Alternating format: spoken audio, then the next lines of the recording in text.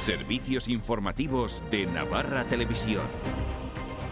Adolfo Suárez descansa ya junto a su mujer en este sepulcro del claustro de la Catedral de Ávila.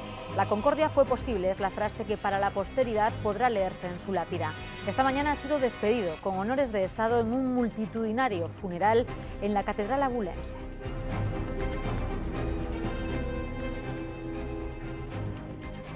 Muy buenas noches. Ha sido la despedida íntima a la que no han faltado altas autoridades del Estado, como el presidente Rajoy, pero el funeral de Estado tendrá lugar el próximo lunes en la Catedral de la Almudena. El Papa Francisco ha enviado un mensaje de pésame a la familia Suárez. Se van cerrando así las ceremonias de despedida y reconocimiento al primer presidente de la democracia en un martes en el que hemos sabido aquí en Navarra que los escolares de nuestra comunidad van a aprender primeros auxilios de reanimación como asignatura obligatoria.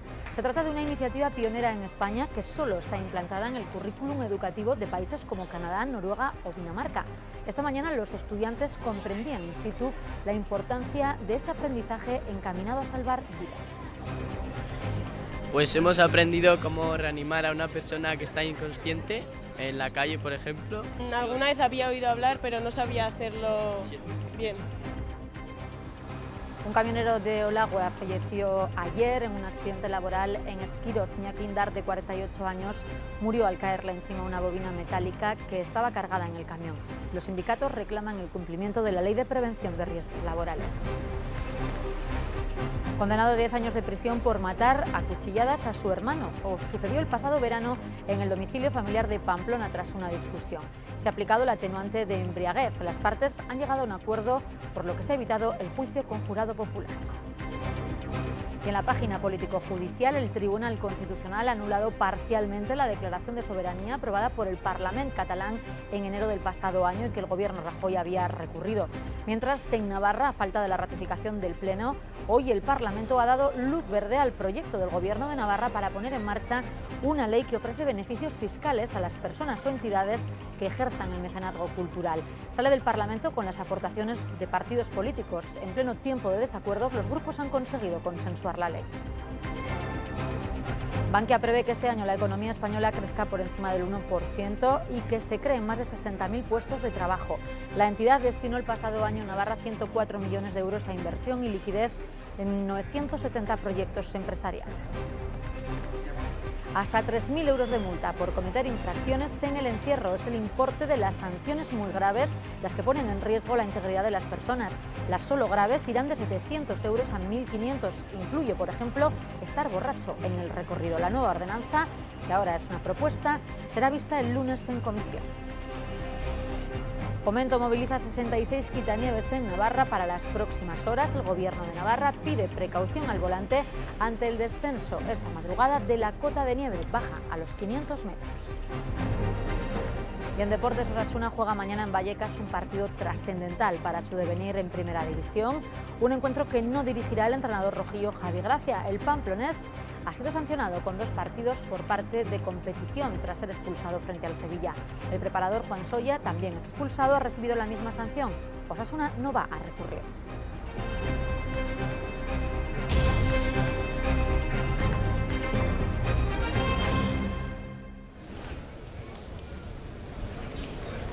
La concordia fue posible, es la frase que puede leerse en la lápida de la sepultura del expresidente del Gobierno, Adolfo Suárez, que ya descansa junto a su mujer Amparo Illana en el claustro de la Catedral de Ávila. Este es el momento en el que la caja con los restos mortales de Suárez era introducida en ese panteón, en el claustro de la Catedral de Ávila, ante la mirada de sus hijos, de sus nietos, pero también del presidente del Gobierno, del presidente de la Junta de Castilla y León y de otras autoridades, como el expresidente José María Aznar.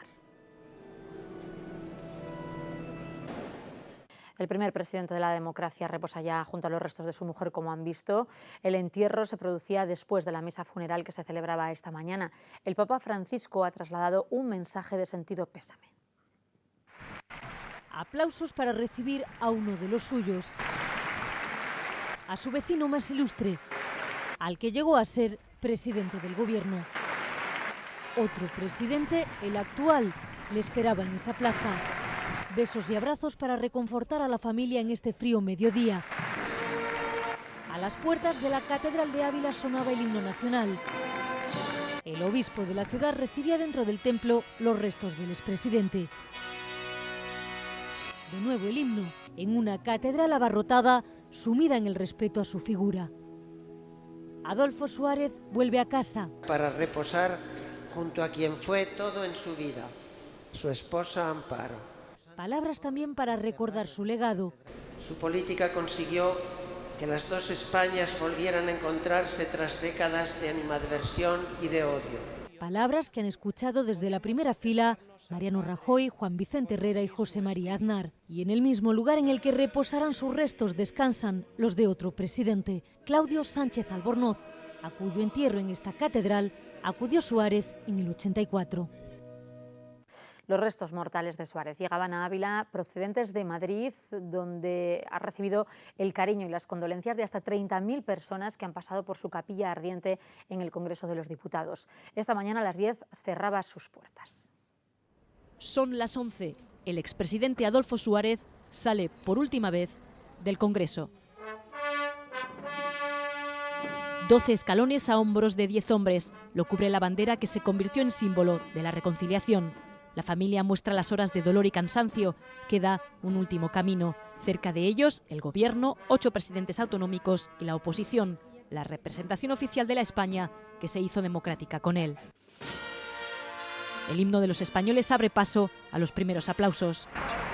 Un armón de artillería tirado por 4 caballos va a trasladar el féretro de Suárez hasta la plaza de Cibeles. Entre Suárez y su familia, un símbolo, el de la amistad de un rey, el toisón de oro. La familia da los primeros pasos, los españoles esperan en las aceras. Es el momento de la gratitud.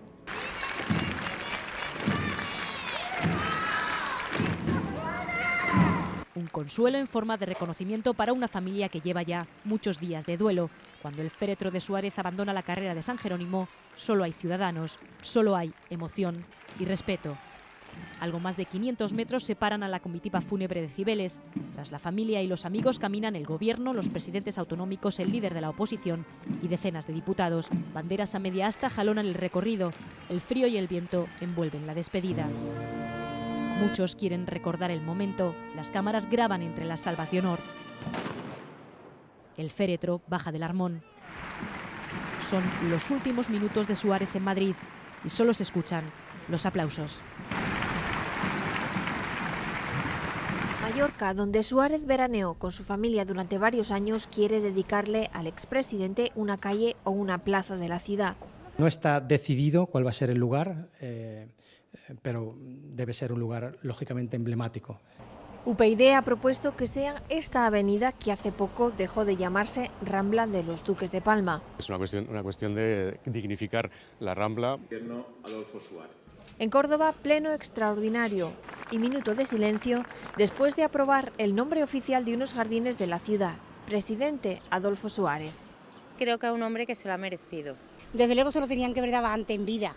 En Ceuta se le dedicará la nueva biblioteca y en Jerez un tramo de una gran avenida llevará el nombre del primer presidente de la democracia. La avenida es la perfecta, es la ideal y sobre todo que Jerez es la ciudad ideal para que Adolfo Suárez tenga una calle, ¿no? Yo me voy a sentir orgullosa de vivir al lado de esa avenida. Me parece fabuloso. Y en Alicante, homenaje en los jardines que llevan su nombre. El ayuntamiento ha iniciado los trámites para nombrarle hijo predilecto de la ciudad. Y esta tarde, en un acto en el Parlamento de Navarra, los expresidentes navarros Juan Cruz Allí y Miguel Sanz han reconocido la figura de Suárez y su contribución a la transición. También lo ha hecho la presidenta Barcina, que hoy confirmaba que ha hablado telefónicamente con el hijo de Adolfo Suárez y además ha asegurado que asistirá el lunes al funeral de Estado previsto en la Catedral de la Almudena. Ha sido clave para la joven democracia que tenemos en nuestro país y que también en el caso concreto de nuestra comunidad de Navarra ayudó a que todas nuestras tradiciones históricas se recogiesen en la Constitución española.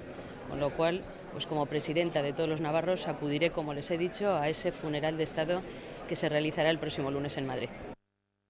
La presidenta Barcina se ha referido hoy también a las obras de ampliación del Canal de Navarra. Mañana van a conocerse las ofertas económicas presentadas por los 2 consorcios que optan a la adjudicación de la obra, la más importante de esta legislatura y la más importante que ahora mismo tiene entre manos la comunidad foral. La presidenta ha asegurado que la transparencia será la clave de este proceso. Las obras de ampliación de la primera fase del Canal de Navarra están presupuestadas en 147,5 millones de euros. Las ofertas económicas de los dos consorcios que optan a ejecutarla se conocen mañana. Por primera vez, colegios profesionales aportarán un informe sobre el proceso. Barcina asegura que va a regir la transparencia. Unas medidas de control y de transparencia que hasta ahora nunca se habían puesto en otra obra pública en la Administración de Navarra. Es la primera vez que hay una persona de la Junta de Contratación de la Administración en la adjudicación de una obra por parte de una empresa pública. También es la primera vez que la obra tiene los informes de los colegios profesionales de nuestra comunidad que les afecta esta obra, como es el Colegio de Economistas, el Colegio de Ingenieros Agrónomos o el Colegio también de los Ingenieros de Caminos, Canales y Puertos. Esto nunca había sucedido. Ha destacado que la oferta económica será puntuada en el concurso más que en otras ocasiones, al tener un peso del 70%. 300 ya han sido valorados y mañana la oferta económica son 700 a través de una fórmula económica. Como ven, medidas de transparencia, de rigor, de control para garantizar esta adjudicación. La presidenta sigue mostrando su convencimiento de la necesidad del Canal de Navarra como pieza clave para el equilibrio territorial, pese a la disconformidad mostrada por los partidos nacionalistas. Bankia prevé que este año la economía crezca por encima del 1%, lo que provocará que se cree empleo con una equivalencia de unos 60.000 trabajadores a tiempo completo. Lo ha dicho hoy el director del Servicio de Estudios de Bankia, José Ramón Díez Guijarro, que ha participado en Pamplona en unas jornadas sobre internacionalización y financiación empresarial. Mensaje alentador el lanzado en este encuentro entre economistas en Pamplona. Bankia prevé que este año la economía crezca por encima del 1%, provocando una creación de empleo equivalente a más de 60.000 trabajos a tiempo completo. Podemos hablar de 60, 70, 80.000 puestos de trabajo. O sea, va a ir poco a poco, pero evidentemente esto ya va a suponer un giro en el mercado de trabajo que esperemos que el año que viene nos lleve todavía a ritmos de creación de empleo superiores. Las cosas mejoran según las previsiones elaboradas por Bankia con las medidas que hasta el momento ha adoptado el Gobierno central para hacer frente a la crisis. Que esas medidas van a ayudar bastante y sobre todo tenemos que ver un poco cuáles son sus efectos. En ese sentido, pues yo creo que la mayoría de economistas coincidimos en que ahora mismo con tasas de crecimiento superiores al 1% del PIB se puede empezar a crear empleo. Por su parte, la presidenta Barcina ha incidido en la importancia económica de la internacionalización de las empresas, que supone el 40% del PIB, cerca de 7.400 millones de euros.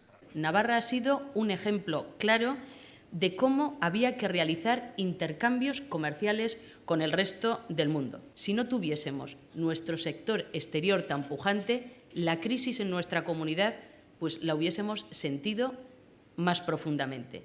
En 2013, Bankia destinó en Navarra 104 millones a inversión y liquidez de 970 proyectos empresariales.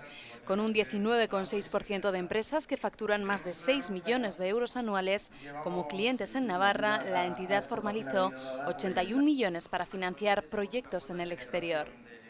La pensión media en Navarra es de 987 euros. Son datos de este mes de marzo y suponen un 1,9% más que en el mismo mes del año pasado.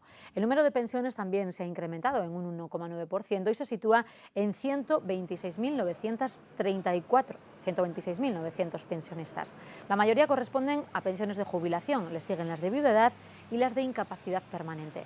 En el conjunto nacional, el número de pensiones supera los 9.100.000 este mes de marzo, la cifra más alta hasta la fecha, con un crecimiento del 1,6%. La pensión media en España es de 867 euros.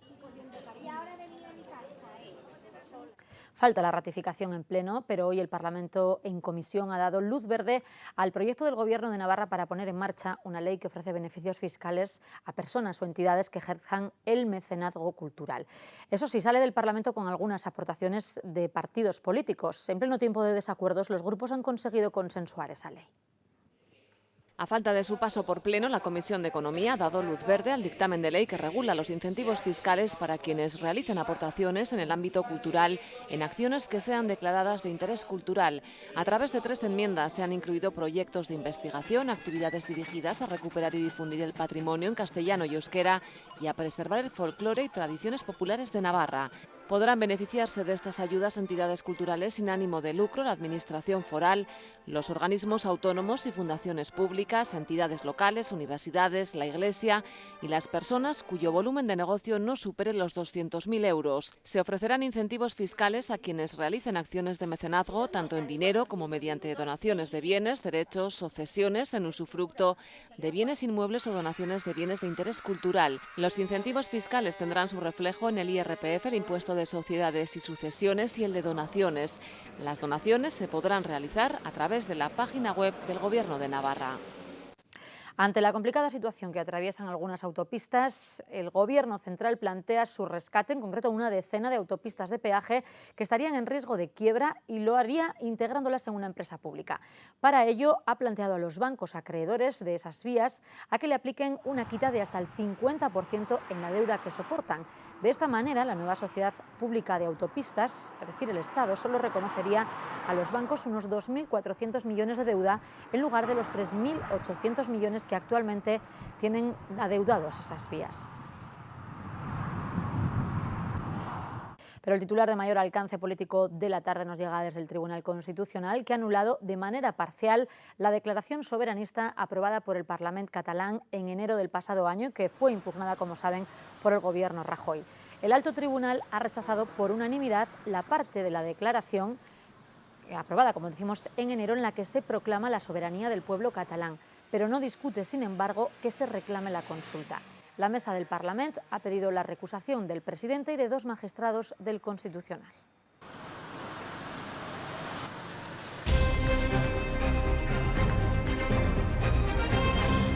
Y ahora hablamos de un accidente laboral que tuvo lugar en la tarde de ayer a última hora en Esquiroz.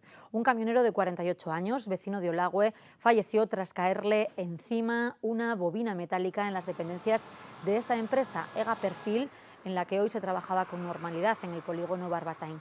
SOS Navarra fue avisada del accidente a las 8:15 de la tarde cuando movilizó al médico de guardia del Centro de Salud de Noain, que solo pudo ya certificar la muerte del trabajador. Bomberos de Cordovilla rescataron el cuerpo, mientras Policía Foral se hace cargo de la investigación. Los sindicatos navarros han pedido que se cumpla la Ley de Prevención de Riesgos Laborales.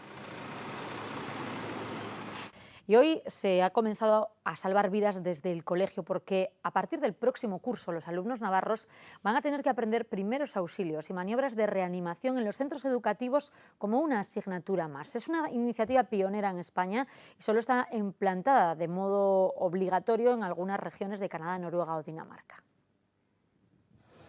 Es la nueva asignatura y es un aprendizaje vital, tanto que puede salvar vidas. Los niños sí que son capaces de reconocer que una persona está inconsciente, de reconocer que no respira y que pueden iniciar las compresiones cardíacas que le enseñamos las técnicas y alertan al 112.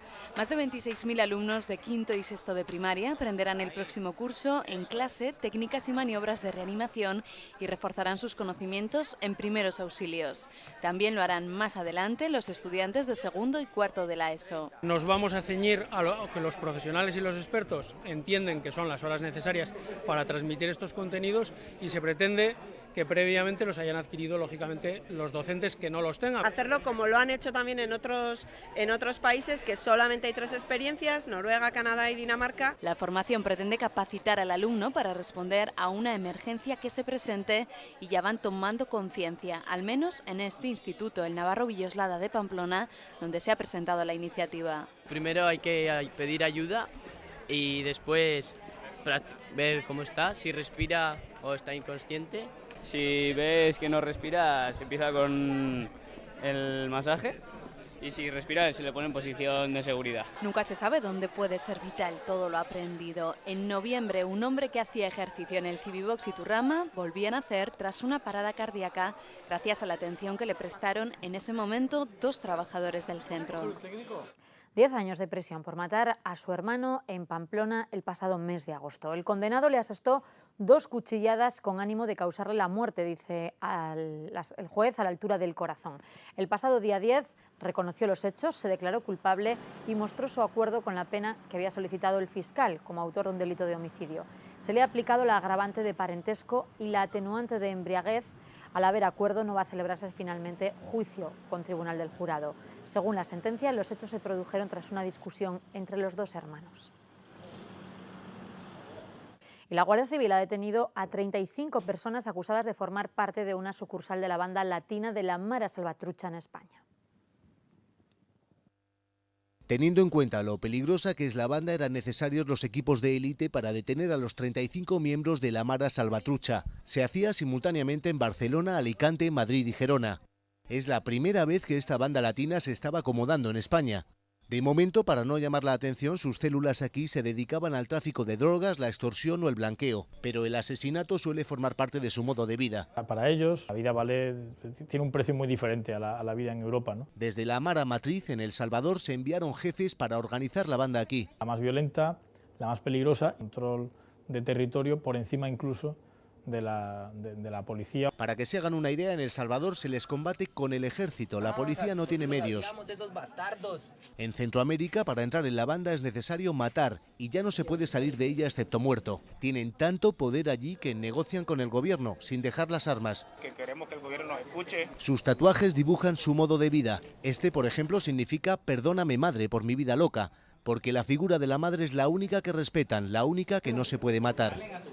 Y además se ha descabezado todavía más la cúpula de los Latin King en nuestro país tras la detención de la persona que, al menos cree la policía, estaba al frente de la banda. Ha sido detenido en Barcelona y desde allí daba instrucciones a toda la red en el país. Es el supuesto líder de los Latin Kings en España. A sus 31 años dirigía la facción más violenta de la banda. Desde Barcelona daba las órdenes a los miembros de todo el país. Lo que más sorprende es que el detenido es de origen español.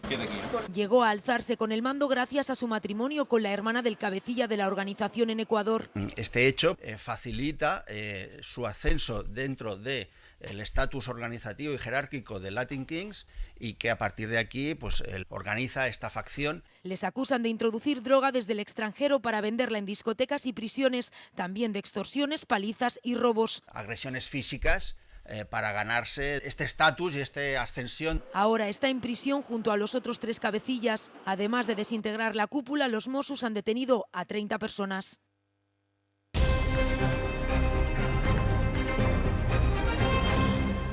Hoy era lo más comentado en Pamplona. Estos próximos Sanfermines el encierro tendrá novedades. Se estudia aprobar un catálogo de infracciones que pueden ser sancionadas con multas de hasta 3.000 euros. Además, se quiere reducir el número de corredores, para lo que van a establecerse cordones policiales, por ejemplo, en la calle Mercaderes. El año pasado hubo encierros con 4.000 corredores y eso es precisamente lo que quieren evitar.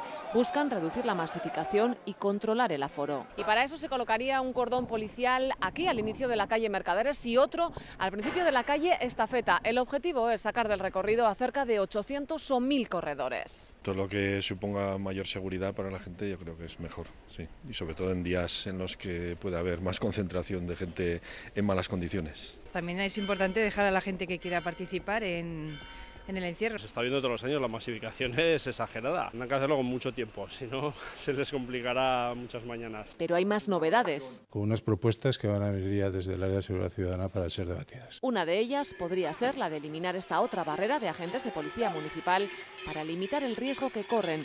En su lugar se colocaría señalización horizontal. Ya, hombre, a mí me parece mejor la barrera policial. Siempre hay algún valiente, algún pirao que baja más, pero yo creo que con la velocidad que llevan los toros ahí no creo que haya muchas valentías. También plantean sanciones económicas para las imprudencias de corredores, espectadores o vecinos. Se catalogarán los comportamientos inadecuados y se regularán a través de una ordenanza. Además, podrían instalar una pantalla en la plaza del ayuntamiento con consejos sobre la carrera. También se harán campañas de información con los turoperadores para evitar grupos de turistas que sin casi información se aventuran a correr el encierro. Además, proponen controlar el aforo del coso taurino todos los días para evitar que se introduzcan objetos que luego puedan ser lanzados. La plataforma contra la construcción de la línea de alta tensión de Castillo y Chaso va a realizar este domingo un acto simbólico en los 247 emplazamientos de las futuras torres eléctricas, con el que pasará a la acción social para intentar frenar el proyecto.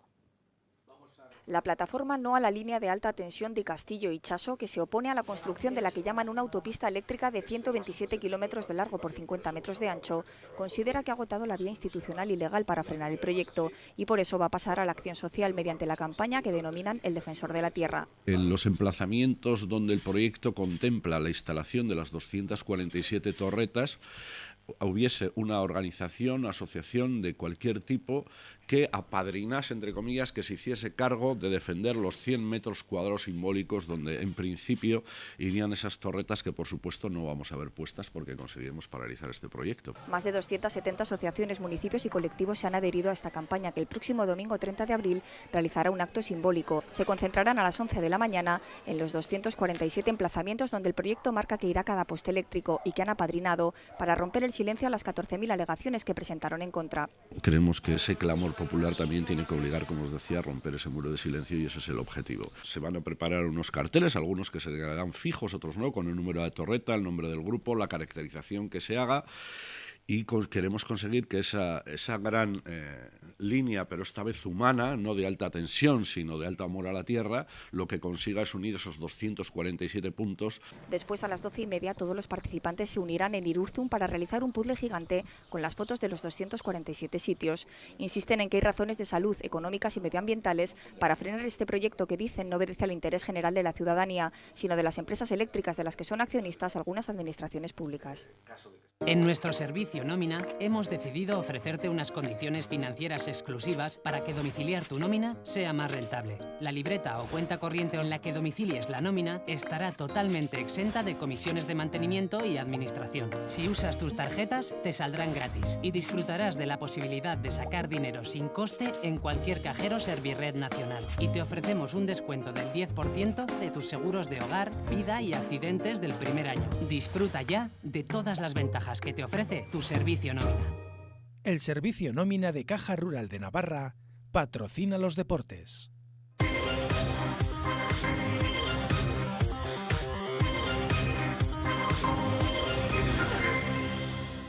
El comité de competición ha sancionado con 2 partidos al entrenador de Osasuna, Javi Gracia, y al preparador físico, Juan Soya, tras sus expulsiones el pasado domingo.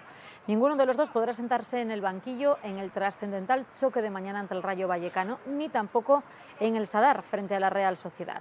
2 partidos fundamentales en el devenir del club en esta categoría tras las 4 derrotas consecutivas sufridas en los últimos partidos. El ATS Pedro del Villar, el tercer expulsado, no ha sido sancionado. Osasuna no va a recurrir las decisiones.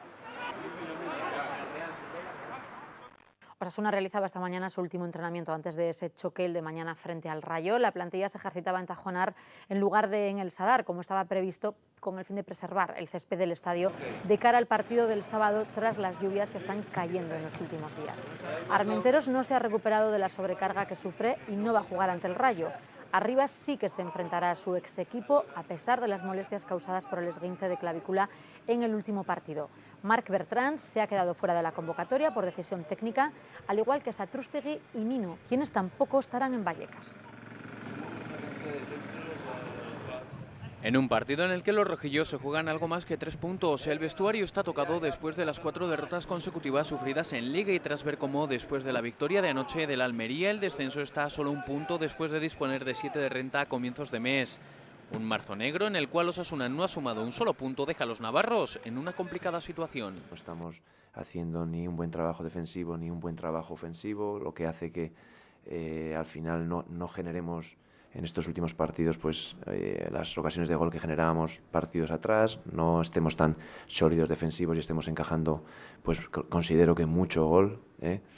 Pero el técnico pamplonés cree que el equipo se ha ganado crédito suficiente como para darse por vencido y bajar los brazos. Mañana lo pueden demostrar ante un Rayo Vallecano que con 4 victorias en 5 partidos ha salido de los puestos de descenso.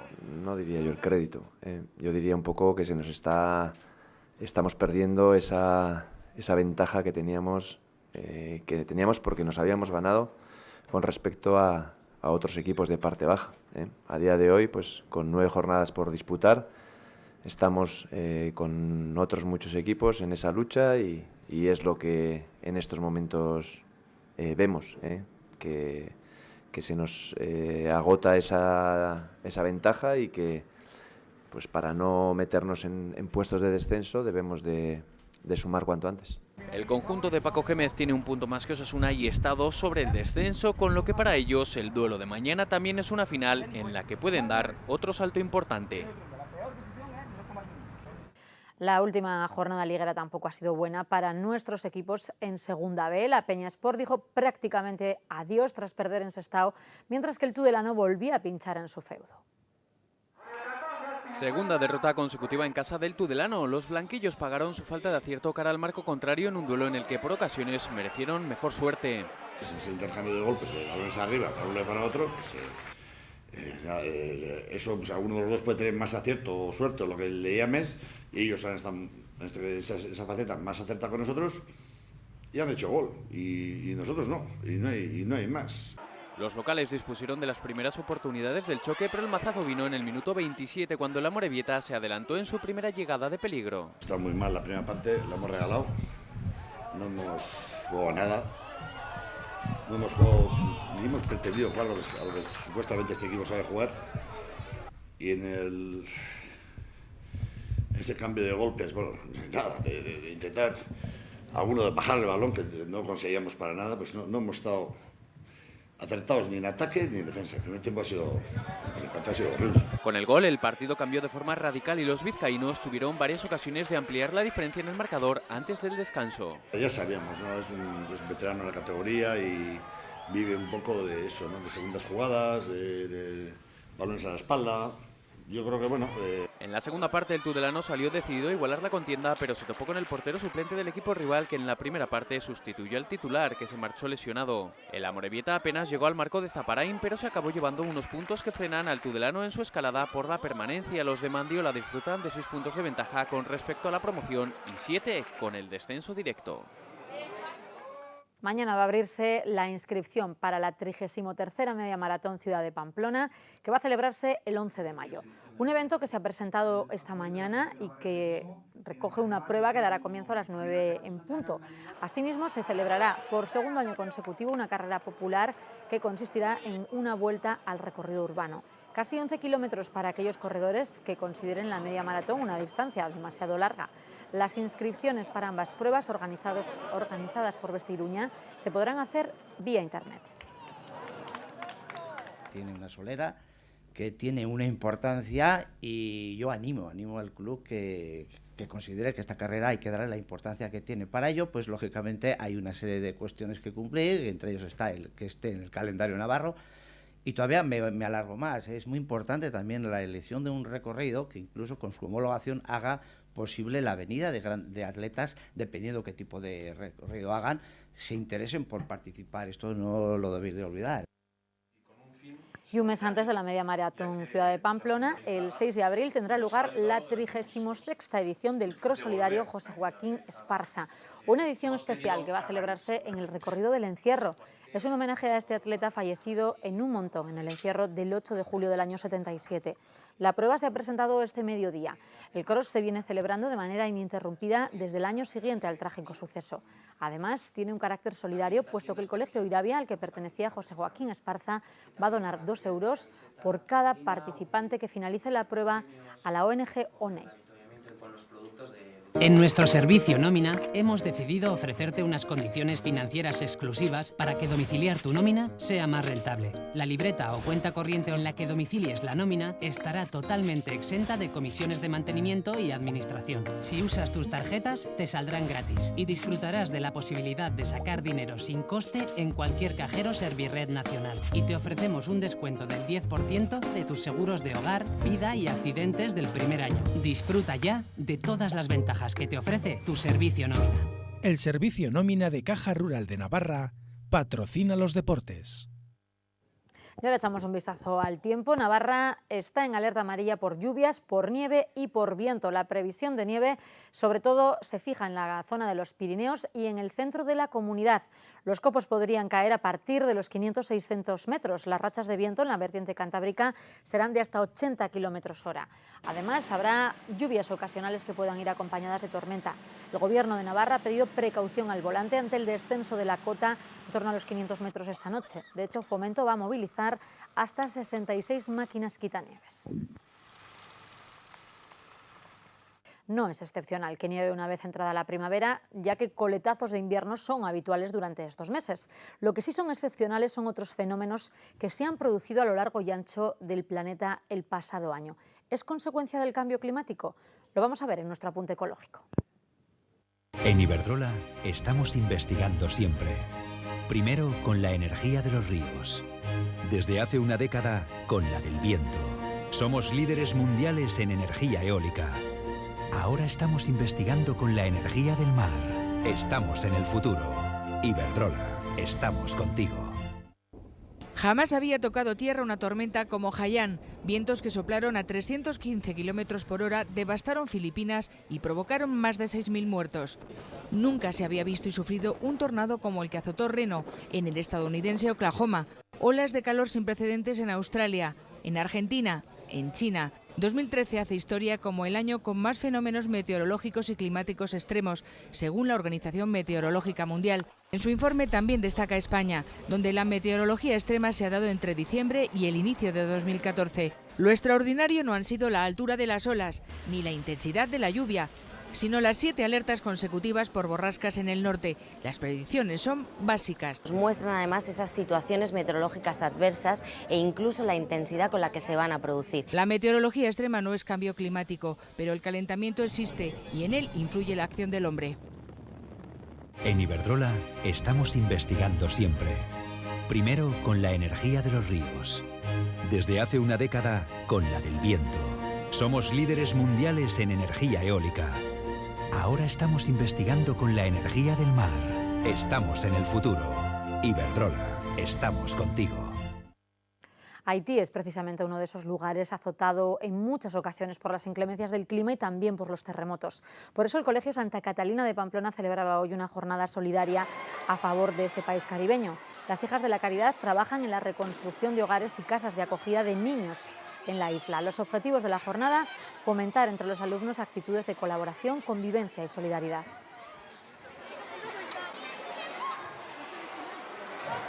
Nosotros tenemos una relación estrecha con Haití debido a que el colegio pertenece a las Hijas de la Caridad y allá pues las Hijas de la Caridad tienen un peso importante. Entonces nosotros, entre otras cosas, lo que ayudamos es para becas de estudios de niños que se encuentran allí en un centro me parece que es en Puerto Príncipe. Y en este punto abrimos nuestro tiempo de entrevista. Hoy está con nosotros el recién elegido secretario general de UGT en Navarra.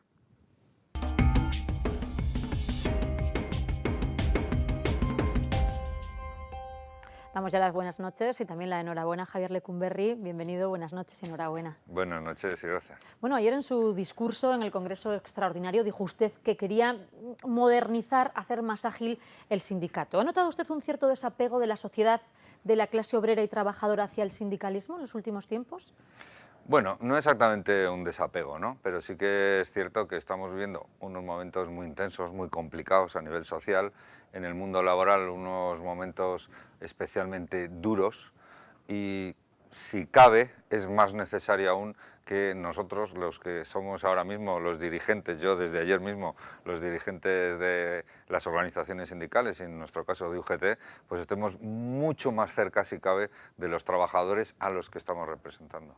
¿Cree que ha hecho daño la imagen de los sindicatos, casos ocurridos como el de los ERES en Andalucía? ¿Qué opinión tiene de esas situaciones? Creo que ha hecho mucho daño. Creo que han sido unas situaciones que han creado una polémica contra los sindicatos y especialmente contra UGT y comisiones, que lo estamos pagando, esas consecuencias. Creo que los compañeros que han estado inmersos presuntamente en estas cuestiones pues han hecho una actuación absolutamente deplorable, y también creo que ha habido mucho interés en inflar, en orientar y en utilizar estos temas para hacernos daño a las organizaciones sindicales. Vivimos un momento en que las organizaciones sindicales somos ya de las pocas barreras que están manteniendo la presión neoliberal, económica, para acabar con los derechos de los trabajadores, incluso con los derechos de los ciudadanos, ¿no? Entonces, cualquier fallo que cometamos, como este, que ha sido un fallo, y además un fallo clarísimo, pues se utiliza contra nosotros. Bueno, vamos a analizar un poco la situación del sindicato en Navarra. Cierra usted con su elección ayer por el 82% de los delegados, de los 100 delegados que representaban a miles de afiliados. A 20.000. A 20.000, sí, es que me bailaba un poquito el dato, pero no quería decirlo por si acaso me equivocaba. Cierra usted una crisis de falta de liderazgo centrada en la figura de Juan Goyén, que salió del Congreso ordinario sin el apoyo suficiente para liderar el partido. ¿Qué ha supuesto la crisis en estos últimos meses? ¿Qué cree que le pasaba a la UGT y por qué era necesario encauzar el rumbo?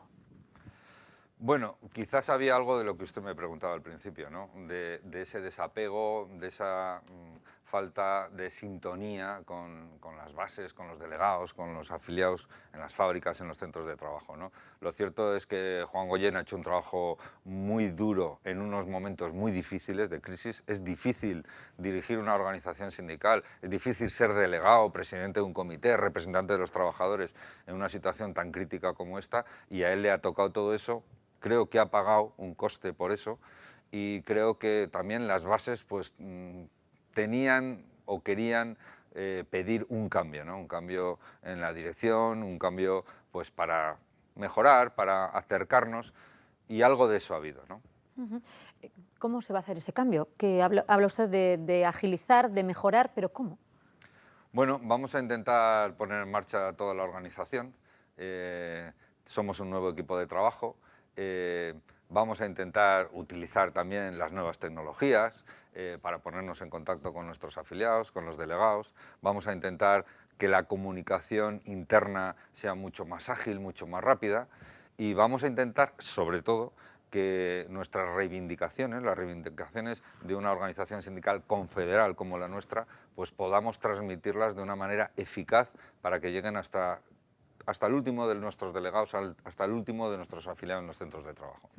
El relevo se ha producido en las mejores condiciones, dijo usted ayer en el Congreso. Agradeció personalmente a Juan Goyén que haya facilitado esa transición, poniéndole las cosas fáciles a la nueva ejecutiva, ¿no? Sí, efectivamente, ha sido un relevo ordenado, ¿eh? Juan, desde el momento en el que salió con menos del 50% del apoyo, ya dijo que había decidido irse de la dirección del sindicato, y desde ese momento en el que se empezó un proceso interno tranquilo, silencioso, para buscar un consenso en la nueva dirección, él ha estado siempre trabajando y haciendo un relevo, realmente por eso se lo agradecí, porque realmente ha sido un relevo pues de agradecer. Bueno, UGT Navarra emprende un nuevo camino, y en ese camino, ¿cómo serán las relaciones con los sindicatos nacionalistas? Usted conoce bien el trabajo de la ILAF en zonas, por ejemplo, como La Barranca, como presidente del Comité de Cementos Portland, que ha sido y seguirá siendo, entiendo. Sí, de momento seguiremos siendo. ¿Qué opinión le merece la postura que defienden los sindicatos nacionalistas en Navarra? Bueno, los sindicatos nacionalistas, en principio ya cuando un sindicato es nacionalista ya tenemos un problema, ¿no? Porque el sindicalismo por propia naturaleza es internacionalista, ¿no? Cuando un sindicato se dedica a defender a los trabajadores de una zona territorial, creo que ya va en contra de la naturaleza del propio sindicalismo, ¿no? Además, en nuestro caso hemos visto y hemos constatado continuamente, hay ejemplos muy claros, como por ejemplo las huelgas generales. Hemos hecho huelgas generales contra reformas laborales que se han hecho a nivel estatal, y sin embargo ellos, por diferenciarse, han hecho la huelga al día siguiente o el día anterior, ¿no? Con la única razón de marcar su territorio, ¿no? Aunque eso debilitara el movimiento sindical en la huelga, ¿no?